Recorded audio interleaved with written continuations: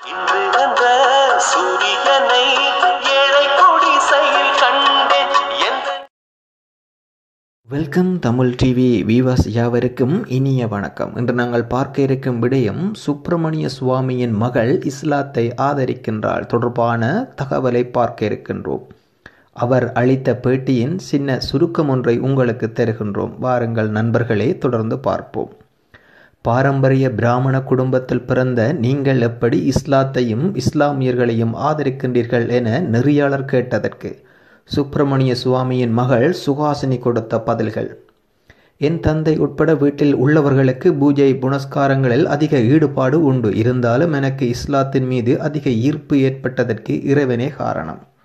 நீ நினைத்தவரை உம்மால் நேர்வழியில் செலுத்த இயலாது, தான் நாடியவரை அல்லாஹ் நேர்வழியில் செலுத்துவான் என்ற வசனத்துக்கு ஏற்ப உருவத்தாலோ உயர் குலத்தாலோ யாரும் உயர்ந்தவர் இல்லை. யாருடைய உள்ளம் விசாலமாக இருக்கின்றதோ அவரே உயர்ந்தவர் என்பதை என்னுடன் ஒப்பிட்டு பார்த்தேன். எனக்கு உருது மொழி மீது அதிக ஈடுபாடு உண்டு. அந்த அடிப்படையில் நான் அடிக்கடி கவிதையரங்கம் செல்வேன். அங்கு பல முஸ்லிம்கள் வருவார்கள். அவர்களிடம் பழகும்போது அன்பு, பாசம், கனிவு கலந்த பேச்சுக்கள் என்னை கவர்ந்தது.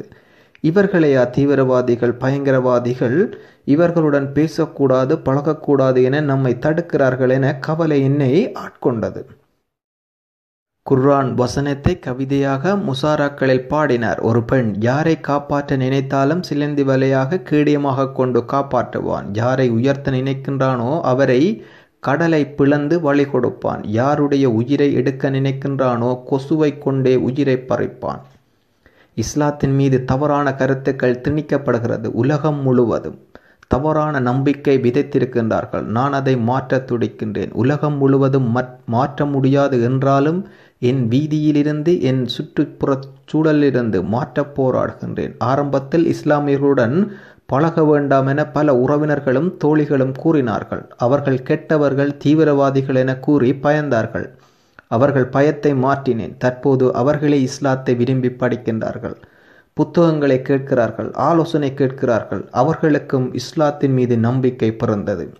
இஸ்லாம் மிக அமைதியான மார்க்கம், அன்பான மார்க்கம், அழகான மார்க்கம், தூய்மையான மார்க்கம். இதை படிக்க ஆரம்பித்தால் இதை படிப்பவர்கள் அதில் ஒன்றிப்போய் இஸ்லாம் இல்லாமல் இருக்க மாட்டார்கள் என்றார். அவர் அளித்த பேட்டியின் சுருக்கமான தகவலை உங்களுக்கு தந்திருந்தோம். உங்கள் கருத்துக்களை கமெண்ட் பாக்ஸில் கமெண்ட் பண்ணுங்கள். நன்றி, வணக்கம்.